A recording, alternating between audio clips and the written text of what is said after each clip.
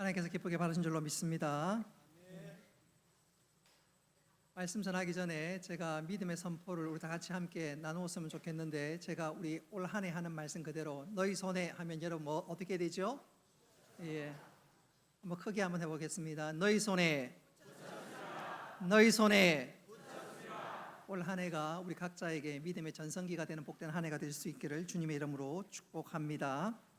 오늘 이 시간 큰 용서받은 자여 이제 용서하라라는 제목으로 말씀을 전하도록 하겠습니다. 한 70대 할아버지가 갑자기 몸이 안 좋고 위중해 보이자 아내가 할아버지를 급하게 응급병원 응급실로 이송을 했습니다. 담당 의사가 여기저기 진찰하더니 이웃고 할머니에게 하는 말이 할아버지가 돌아가셨습니다. 남편이 임종하셨습니다. 아니, 그 사람은 지금 살아있는데 의사가 오진을 했는지 자기가 죽었다는 것입니다. 이 할아버지가 너무 놀라가지고 옆에 있는 자기 아내 옆구리를 찔렀습니다. 그러니까 아내가 하는 말이, 여보, 의사가 당신 지금 죽었다잖아요. 쉿. 이제는 남편을 관에다가 집어넣으려고 하니까 이 남편이 얼마나 답답하겠습니까? 진짜로 관에 들어갔고 뚜껑을 닫았습니다. 관 뚜껑을 치면서 아내에게 말합니다. 여보, 나 아직 안 죽었다고, 살아있다고 신호를 보내니까 아내가 하는 말이, 여보, 이제 의사의 말 좀 들어요. 죽으세요. 하나의 에피소드지만 우리는 평소에 얼마나 생사람을 잡고 살아가는지 몰라요. 생사람 잡고 또 반대로 그 사람은 얼마나 억울한 일을 당하고 살아가는지 모릅니다. 오늘 읽은 말씀에 보니까 본문 역시 그렇습니다. 오늘 말씀에 읽어보면 바리새인들이 한 여인에게 그렇게 완전히 생사람을 잡아버렸습니다. 자, 오늘 이 시간 우리는 그 현장을 목격하면서 오늘 주님께서 우리에게 기대하는 삶이 무엇인지 확인하고 주님의 뜻대로 살아가는 우리 모두가 될 수 있기를 주님의 이름으로 축복합니다. 오늘 읽은 말씀은 우리가 잘 아는 사건 중에 하나입니다. 하루는 바리새인들이 현장에서 간음하던 한 여인을 붙잡아다가 예수님께 끌고 왔습니다. 그리고 이어서 윽박지르기 시작하는데 우리 4절과 5절 말씀 같이 한번 읽어보겠습니다. 시작. 예수께 말하되 선생이여, 이 여자가 간음하다가 현장에서 잡혔나이다. 모세는 율법에 이러한 여자를 돌로 치라 명하였거니와 선생은 어떻게 말하겠나이까. 아멘. 지금 바리새인들이 예수님에게 묻는 이 질문은 예수님을 곤란한 지경으로, 아니 예수님을 함정으로 빠지게 하는 술수임이 분명합니다. 그도 그럴 것이, 만일 예수님께서 그 말을 듣고 돌로 치라 예수님께서 말씀하시면 평소 예수님께서 사랑과 용서를 가르치는데 그 말씀과 정면으로 위배됩니다. 예수님은 소위 죄인의 친구라고 불렸는데 예수님께서 지금 안면몰수하게 되는 것입니다. 또 돌로 치라 하면 또 이게 곤란한 게 당시 로마의 실정법을 어기는 것이 됩니다. 당시 유대 사회에서는 사람을 죽일 원한이 없는데 예수님께서 돌로 치라 말씀하시면 로마 실정법을 완전히 위배하는 범법자가 됩니다. 반대로 용서하라, 그것도 곤란합니다. 만일 용서하라 하면 이거는 율법을 어기는 행위가 되고 율법의 권위로 완전히 무너뜨리게 됩니다.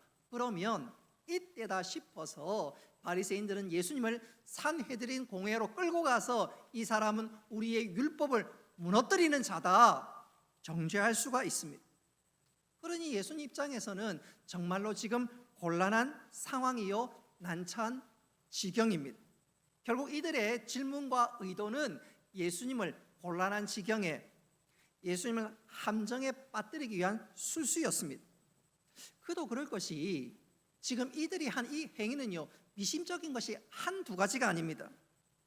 먼저는 유대 사회의 율법은 굉장히 엄격해서 간음하는 것이 쉽지가 않습니다. 혹 간음을 하더라도 사람이 잘 뛰지 않는 밤에 간음할 수 있는데 오늘 이 여인은 대낮에 사로잡혀 왔습니다. 뿐만 아니라 이 여인이 사로잡히자마자 바로 성전으로 끌려왔는데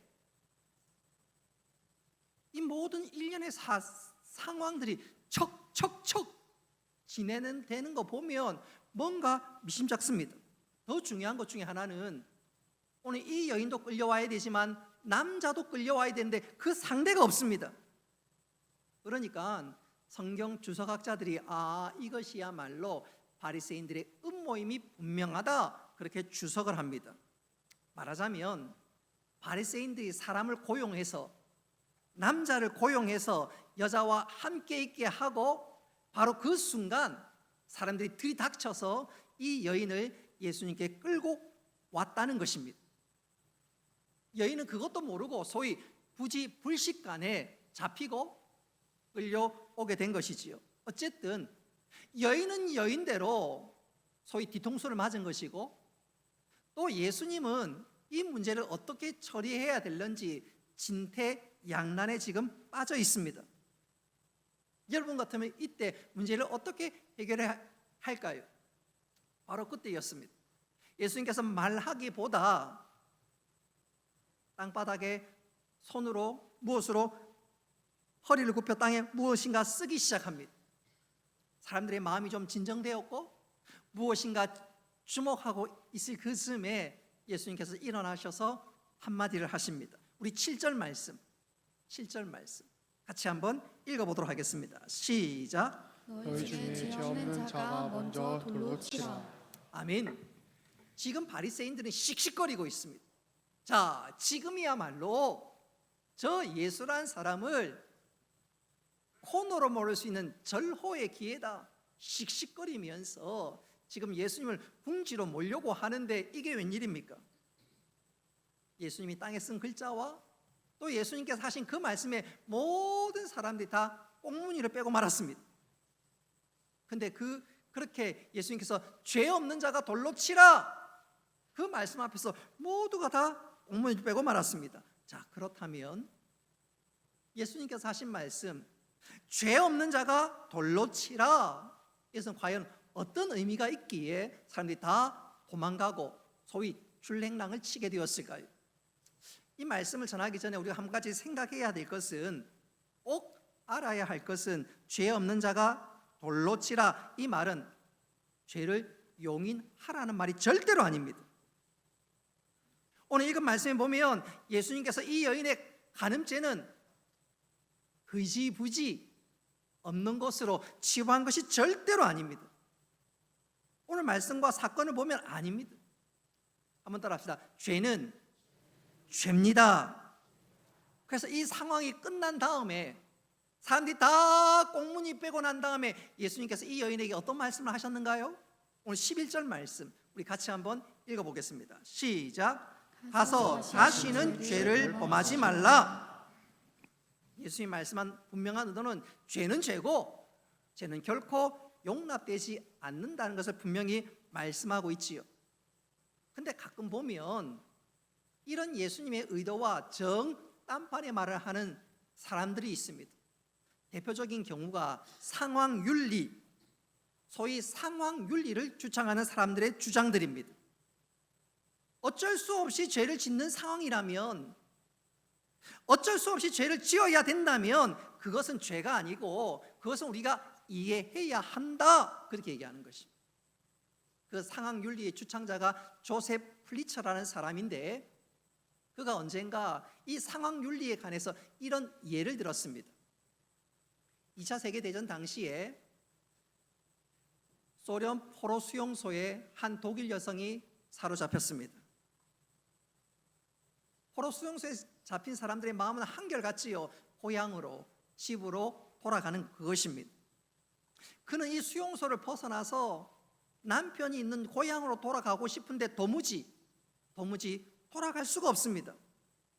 언제 석방이 될는지 도무지 기약이, 미래가 보이지 않습니다. 그런데 이 포로 수용소에서 나가는 유일한 조건 중에 하나가 수용소에 잡혀 있는 여자가 만일 임신을 하면 인도적인 차원에서 석방되는 경우가 있습니다. 규칙이 있습니다.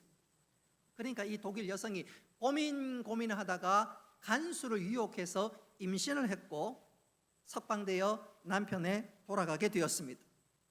조셉 플래처가 이런 경우라면 간음한 것 그게 죄가 되겠느냐? 죄가 될 수 없고 그건 우리가 이해해야 한다.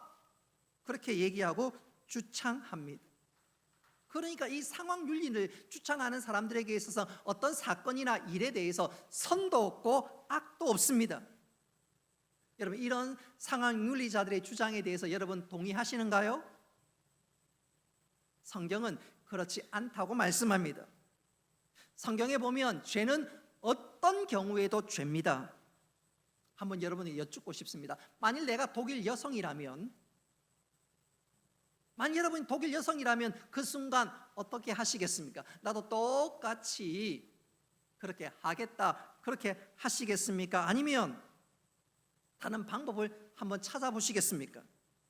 특별히 믿는 신자라면 이때 우리는 어떻게 반응해야 할까요? 이런 믿음의 사람들은 분명하지요. 여러분, 우리는 하나님 손안에 있는 줄 믿으시기를 바랍니다. 하나님 우리와 함께 하시고 우리를 인도하십니다. 그것을 믿는다면 상황 윤리를 내세우면서 핑계대면서 죄를 짓는 것이 아니라 하나님의 선하심과 하나님 역사하실 것을 기대하고 하나님 바라보는 것, 그게 참된 믿음이요 하나님께서 우리들에게 기대하시는 신앙인 것 기억할 수 있기를 바랍니다. 다시 한번 강조하지만 죄는 어떤 경우에도 죄입니다. 죄를 가볍게 여겨서는 안 되고 장난같이 여겨서도 안 됩니다. 이러다가 말겠지, 그것도 안 됩니다. 여러분, 사탄의 입장에서 그 사람이 죄를 덥석 물었는데 사단이 가만히 있겠습니까? 아닙니다. 계속해서 올가매고 얽어매고 꼼짝 못하게 만듭니다. 멸망의 길로 나아갑니다. 그러다가 완전히 망하는 것이지요. 한번 따라합시다. 죄는 죄입니다. 우리가 이 사실을 절대로 놓치면 안 됩니다. 한번 따라합시다. 하나님이 지켜보고 있습니다. 어떤 목사님이 그런 얘기 하더라고요. 하나님의 눈이 시퍼렇게 살아서 나를 지켜보고 있습니다. 여러분, 죄 짓는 사람들에게서는 그 말이 얼마나 무서운지 몰라요. 하나님 보고 계셔요. CCTV가 보는 정도가 아니라 하나님 지켜보고 계십니다. 그런데 죄 짓는 사람은 무섭지만 죄 안 짓고 믿음으로 살아가는 사람들에게서 그것만큼 위로가 되는 말씀이 없습니다. 할렐루야. 하나님 나를 지켜보시고 도우시고 힘주시고 은혜 베푸시는데 여러분, 그것만큼 힘이 나는 말씀이 없지요. 여러분, 유치원 조그만 꼬마들은요, 뭐 가지고 놀다가 뒤를 쳐다보고 또 뭐 먹다가 또 쳐다보고, 누구를 쳐다보지요? 엄마만 있으면 아무 걱정이 없습니다. 애들한테요 뭐 카드를 주고 뭐 예를 들어서 뭐 돈을 줘도 애들 별 관심이 없어요. 엄마만 있으면. 여러분, 우리들에게 있어서 믿음의 주여 온전케 하시는 주님 바라보는 것 얼마나 중요한지 모릅니다. 자, 다시 본문으로 우리가 주목해서 오늘 저는 이 시간 여러분 세 가지의 질문을 통해서 오늘 본문을 잘 파악하고 또 세 가지 질문을 통해서 하나님께서 우리에게 기대하시는 바를 이룰 수 있는 믿음의 자리로 여러분 이끌기를 원하고 또 그 질문 앞에서 우리 모두 아멘으로 대답할 수 있는 믿음의 사람 되시기를 주님의 이름으로 축복합니다. 첫 번째 질문은 예수님께서 죄 없는 자가 돌로 치라, 이 말씀의 의미가 무엇인지 제대로 알아야 되겠습니다. 죄 없는 자가 돌로 치라, 이 말의 진정한 의미는 한번 따라합시다. 죄는 미워하되 죄인은 불쌍히 여겨라. 죄 없는 자가 돌로 치라, 이 말은 주님께서 하시는 이 말씀의 의도는 죄는 미워하되 죄인은 불쌍히 여겨라, 그 말입니다. 이것을요 예수님께서 말만 하신 것이 아니라 몸소 실천하셨습니다. 예수님께서 십자가에 달려 돌아가실 때 자기를 향해서 찌르는 사람들을 향해서 주님이 뭐라고 말씀하셨지요? 누가복음 23장 24절 말씀입니다. 같이 한번 읽어보겠습니다. 시작. 오지어 저들을 저들을 사하여 사하여 주시옵소서. 주시옵소서. 자기들이 하는 일을 알지 못함이니이다. 아멘. 예수님은 당신을 찌르는 그 사람 향해서 하나님 벌 주시옵소서가 아니라 그들을 불쌍히 여겼습니다. 죄인은 불쌍히 여기고 죄는 미워하셨습니다. 여러분, 우리 주위에 가끔 보면 그렇게 이 설교를 들으면서 이렇게 생각하는 사람들이 있지요. 죄는 책망해야 되지만 죄인은 불쌍히 여겨라. 이 주님의 말씀, 아이고 목사님이 이론적으로 가능하지 그게 됩니까? 됩니다. 아니 실제적으로 우리가 그것을 그렇게 하고 있어요. 목사님, 죄와 사람이 하나지 어떻게 분리할 수 있습니까? 물어보는데 실상 우리가 그렇게 하고 있습니다. 누구에게 그렇게 하고 있을까? 바로 나 자신에게 그렇게 합니다. 혹은 내 자식에게 그렇게 합니다. 내가 죄를 짓고 혹은 이 자식이 잘못하면 우리가 늘 하는 말 중에 하나가 애는 착한데 친구를 잘못 사귀어서 그랬다든지 그런 경우 종종 있지요. 내가 잘못하고 내가 결정적인 실수를 짓게 되면 내가 왜 그런 짓을 했을까? 내 죄를 미워합니다. 그러면서 동시에 내 잘못을 변명합니다. 내 죄를, 내 자신을 이해하고 내가 상황이 그랬다면서 좀 이해해달라고 변명합니다. 죄는 미워하고 죄인을 용서하라 타인에게는 하지 않지만 실상 나에게는 늘 하고 있습니다. 늘 하고 있습니다. 부부 관계에 있어도 그렇고 이웃 관계에 있어도 그렇고 이 모든 것을 나에게 그대로 실천하고 있는데 오늘 주님이 하시는 말씀은 그걸 너에게 하지 말고 타인에게 적용하라는 것입니다. 그런 측면에서 우리에게 도전이 되는 일화 사건이 있습니다. 2016년 미국 위스콘신 80번 도로에서 대형 사고가 일어났습니다. 공사 구간이라서 차들이 속도를 줄여야 되는 그 지점에 한 대형 트럭이 속도를 줄이지 못하고 그만 앞차랑 부딪히고 말았습니다. 앞차를 소위 덮쳐버렸지요. 그러니까 앞차에 있던 승용차가 화염이 일어나고 졸지에 일가족 5명이 목숨을 잃었습니다. 이 사건이 일어나자 검사가 이 트럭 운전자에게 9년이라는 징역 9년이라는 엄청난 중형을 구형했습니다. 놀라운 것은 법정에서 이 일가족 5명이 죽었던 이 아이의 할아버지가 재판석에서 트럭 기사를 향해서 이런 말을 합니다. 지금 표현할 수 없을 정도로 슬프지만 분노에 휩싸이지는 않았습니다. 하나님이 저를 수도 없이 용서해 주었는데 제가 어떻게 당신을 용서하지 않을 수 있겠습니까? 그러면서 판사에게 관용을 베풀어 달라고 호소를 했습니다. 사람들이 그 할아버지의 말에 충격을 받았고 나중에 이 죽은 아이의 할머니는 인터뷰에서 이런 말을 했습니다. 사람들은 저희를 슈퍼 크리스찬이라고 생각할지 모르지만 저희는 그저 주님의 뜻을 따라 사는 평범한 사람일 따름입니다. 그러면서 판사에게 선처를 호소하게 되었습니다. 결국 그 선처, 그 탄원이 받아져서 검사는 9년을 구형했지만 판사는 징역 6개월이라는 이례적으로 낮은 선고를 때렸습니다. 놀랍지요? 여러분, 내 가족이 그것도 5명이 교통사고로 말미암아 다 죽었는데 어떻게 선처해달라고 용서해달라고 재판장에게 그런 말씀을 할 수 있을까요? 그 답은 분명합니다.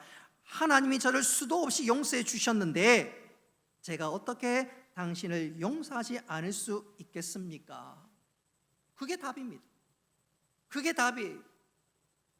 여러분, 이것이 얼마나 충격적이었던지 뉴스에 났고요, 그 뉴스를 들었던 많은 사람들이 엄청나게 감동을 받았다고 합니다. 사랑하는 성도 여러분, 우리는 순간순간 화가 날 때가 얼마나 많은지 몰라요. 소위 뒤통수를 맞는 순간 우욱하는 감정이 치달아 오를 때도 있습니다.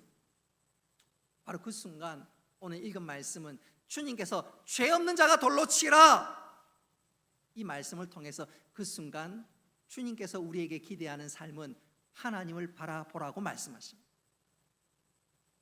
나를 용서하신 그 하나님을 바라보라고 말씀하십니다. 동시에 원수 같은 날 위에 십자가 지고 가신 그 주님의 사랑을 바라보라고 말씀하십니다. 그리고 그 주님의 십자가 내 심령 안에 살아 역사하면 어떤 원수도 용서하고 선대할 수 있는데, 그 자리에까지 나아갈 수 있는 우리 모두가 되기를 주님의 이름으로 축복합니다. 두 번째 질문, 우리 한번 생각해 보아야 될 것은, 자, 그렇다면 죄인을 불쌍히 여기기 위해서 우리는 어떻게 해야 하는가? 오늘 목사님 말씀하셨는데 용서하라며요, 용납하라며요. 근데 내가 어떻게 용서할 수 있을까? 목사님 자신 없어요. 그렇습니까? 그렇다면 한번 따라해 보겠습니다. 시각이 달라져야 합니다. 시각이 달라져야 합니다. 용서하기 위해서는 시각이 달라져야 합니다. 저는 이것을 이렇게 한번 표현해 보고 싶어요. 2차 세계대전 당시 유럽의 한 전장터에서 여기저기서 대포 소리가 쿵쿵, 그러니까 전장터에서 한 영국군 병사가 어떤 웅덩이에 자신의 몸을 던져 자신의 몸을 숨겼습니다. 그리고 안도의 한숨을 내쉬는 순간 바로 앞에 보니까 독일 병사가 있는 거예요. 본능적으로 총을 들었고 총을 독일군 병사에게 향하는데, 자세히 보니까 그 독일군 병사가 신음소리를 내면서 움츠리고 있는 것이 아니겠어요? 자세히 보니까 그 독일군 병사는 치명적인 부상을 당했습니다. 자기를 할 수 있는 도무지 조건도 여건도 되지 않았습니다. 그러니까 순간 긴장을 풀었습니다. 그리고 독일군을 주시하는데 독일군 그 병사가 자신의 주머니에 손가락짓을 하고 있습니다. 주머니를 가리키고 있습니다. 그래서 뭔가 싶어서 주머니를 열어보았더니 그 주머니에 가족 사진이 나옵니다. 가족 사진에 보니까 아내와 자기의 아이가 웃고 있는 바로 그 사진이었습니다. 그리고 그 독일군 병사는 죽어가는 그 마지막 순간에 그 가족 사진을 도무지 놓지 못하고 있습니다. 그 광경을 보면서 영국군 병사 하나가 불현듯 깨달아지는 사실이 하나 있습니다. 아, 저 사람도 한 사람의 인간이구나. 그의 집에서는 그가 한 여자의 남편이고 또 아이들의 아빠고, 그에게는 기다리는 가족이 있구나. 불현듯 그 생각이 들었습니다. 지금까지는 그 생각 전혀 하지 못했습니다. 독일군, 그러면 나치군이고 적이고 원수다, 그것만 생각했는데 그 독일군 병사가 마지막 가족 사진을 보면서 마지막 남은 그 시간을 가족과 함께 보는 그 순간, 그런 시각이 완전히 달라졌어요. 원수가 아니라 불쌍히 여겨지기 시작했습니다.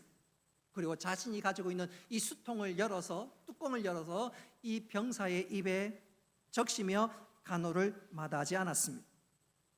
그렇습니다. 죄인을 불쌍히 여기기 위해서는, 한번 따라합시다, 시선이 달라져야 합니다. 시선이 달라져야 합니다. 원수다, 적군이다, 그러면 절대로 용납할 수가 없습니다. 불쌍히 여기는 그 시선이 있을 때 용납할 수 있는 것이지요. 동시에 시선도 달라져야 하지만, 한번 따라합시다, 미리 단정짓지 않아야 합니다. 미리 단정짓지 않아야 됩니다. 저는 이것을 이렇게 한번 강조하고 싶어요. 미국의 가장 유명한 신학교 중에 하나가 달라스 신학교입니다. 이 달라스 신학교에는 하워드 핸드릭스라는 유명한 교수님이 계십니다. 이분은 어릴 때 불우하게 자랐습니다. 우리로 표현하면 거의 흙수저에 가깝습니다. 이분이 어린 시절 4학년 때 첫날 첫 시간 선생님과 마주하게 되었고, 선생님이 모든 학생들 앞에서 학생들 이름 하나하나 부르기 시작합니다. 장희철, 김경동, 이름을 하나씩 하나씩 부르기 시작합니다. 드디어 하워드의 이름이 부르는 순간이 돼서 하워드가 대답하겠죠. 예스 하겠지요. 그 순간 이 선생님께서 생각지도 못할 말을 하워드에게 합니다. 네가 우리 학교에서 제일 말썽쟁이 꼴통 바로 너구나. 하워드가 그 말을 듣는 순간 그 말이 자신의 가슴에 비수처럼 꽂혔습니다. 보자말자 꼴통이라고, 우리 학교의 최고 말썽장이라고 지적하고 비난하는데 그 말이 얼마나 큰 상처가 되었는지, 그 말을 듣는 순간 이 하워드가 속으로 이렇게 결심했습니다. 좋다. 선생님이 나를 그렇게 안다면 선생님의 기대에 반드시 내가 부응하지요. 내가 저 꼴통이 되겠습니다. 나중에 이 하워드가 이 상처를 회복하는데 오랜 시간이 걸렸다고 합니다. 사랑하는 성도 여러분, 우리는 아무에게나 함부로 낙인을 찍어서는 안 됩니다. 그것은 주님의 기대가 아니라 주님의 기대도 아니고 하나님의 마음은 더더욱 아닙니다. 오히려 우리는 누구를 대하든지 누구를 만나든지 한번 따라합시다. 예수님의 시선을 가져야 합니다. 예수님께서 베드로, 원래 베드로의 이름이 뭐지요? 시몬 아닙니까? 그 시몬을 볼 때 주위 사람들이 시몬에게 아무런 기대감도 없고 그는 그렇게 살다가 그렇게 가는 것 아니냐라고 생각했을런지 몰라도 주님은 달랐지요. 시몬을 향해서 네가 장차 게바가 되리라, 반석이 되리라. 그리고 주님은 그 베드로를 기다려 주셨고 그 기다림 그대로 베드로는 위대한 믿음의 사람이 된 줄 믿으시기를 바랍니다. 바로 이것이 주님의 기대요 우리의 삶인 것 꼭 기억할 수 있기를 주님의 이름으로 축복합니다. 마지막 세 번째 질문, 가장 중요한 질문이라고 할 수 있는데 오늘 목사님 말씀을 들을 때 이해가 안 되는 부분 하나 있을 거예요. 죄는 미워하지만 죄인을 불쌍히 여겨라, 어떻게 가능하냐? 그 힘은 도대체 어디서 비롯되느냐? 바로 그것입니다. 여러분, 죄는 미워하되 죄인을 불쌍히 여길 수 있는 그 힘은 어디서부터 비롯되는 것일까요? 우리 먼저 11절 말씀 같이 한번 읽어보도록 하겠습니다. 시작. 나도 너를 정죄하지 아니하노니 가서 다시는 죄를 범치 말라 하시니라. 아멘. 여러분, 이 여인은 분명히 죄를 지었습니다. 근데 예수님께서 이 여인에게 정죄하지 않습니다. 예수님께서 어영부영 넘어가시는 건가요? 죄에 대해서 흐지부지 대하시는 것입니까? 그게 아닙니다. 그게 아니에요. 죄는 죄고 다시는 죄를 범하지 말라고 분명히 말씀하셨습니다. 오늘 예수님께서 말씀하신 이 의미는, 이 의도는 분명합니다. 얘야, 내가 너를 대신해서 십자가를 지고 가마. 내가 너의 죄값을 대신 치르마. 예수님께서 이 여인을 위해서 그야말로 십자가를 지고 간 것 꼭 같습니다. 바로 그것이 그녀의 운명을 바꾸었습니다. 할렐루야. 여러분, 가늠한 여인이 현장에서 발각되어서 예수님께서 끌려오는 그 과정을 한번 생각해 보십시오. 얼마나 부끄럽겠습니까? 얼마나 부끄럽겠습니까? 그뿐입니까? 가늠한 여인이 현장에서 발각되고 사로잡히면 남은 것은 돌에 던짐을 당해 맞아 죽게 생겼습니다. 부끄럽고 얼마나 겁이 나겠습니까? 그녀에게 남아있는 것이라고는 지금 수치와 모욕과 두려움 그밖에 없습니다. 이제 음료로 낙인 찍혀서 돌에 맞아 죽을 그거밖에 남아있지 않습니다. 그것뿐만 아니라 이 여인에게 사람들이 자 갑시다 그랬겠어요? 멱살을 잡을 수도 있고요, 막 끄집어낼 수도 있고요. 그러는 순간 옷이 뜯어지기도 하고 경우에 따라 옷이 찢어질 수도 있습니다. 어쩌면 그녀의 옷은 완전히 누더기가 되고 또 누더기가 되었습니다. 근데 예수님의 이 선언은 나도 너를 정죄하지 아니하노니 가서 다시는 죄를 범치 말라. 주님의 이 선언은 그녀의 몸에 용서의 옷을 입혀주셨습니다. 할렐루야. 뿐만 아니라 우리 주님께서 그녀를 용납해 주셨고 그녀의 인생의 문을 활짝 열어주셨습니다. 예수님으로 말미암아, 십자가 대신 져주시는 그 주님으로 말미암아 그녀의 인생이 바뀌어도 완전히 바뀌었지요. 그렇습니다. 주님 앞에 나아오는 자마다 새로운 삶이 열릴 줄 믿으시기를 바랍니다. 그런즉 예수 그리스도 안에서 우리가 새로운 피조물이 된다고 고린도후서 5장 17절에 말씀하고 있는 그대로 그녀는 그야말로 예수님 안에서, 아니 예수님 앞에서 새로운 피조물로 회복된 것입니다. 할렐루야. 여러분, 성경 퀴즈 한번 내볼까요? 이 여인의 이름이 과연 뭘까요? 여러분, 성경 연구를 해보신 분들이라면 이 여인의 이름이 과연 무엇일까요? 아무리 성경 연구해도 이 여인의 이름이 기록되어 있지 않습니다. 오늘 이 말씀을 우리가 찬찬히 묵상해 보면 이 여인의 이름이 등장하지 않지만 영적으로 생각해 보면 이 여인은 바로 어쩌면 우리 자신입니다. 우리 자신이에요. 사실 우리의 죄가 드러나지 않았을 뿐이지 이 여인과 별 차이가 없습니다. 우리는 속으로 사람을 미워하면서 얼마나 많은 살인을 저지르는지 모릅니다. 마음으로 욕심을 부리면서 얼마나 많은 도둑질을 했는지 모르겠습니다.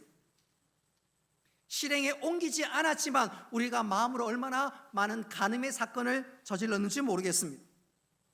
오늘 이 여인과 드러나지 않았을 뿐이지 별 차이가 없습니다. 이 여인처럼 우리의 마지막도 진짜 비참할 수 있는데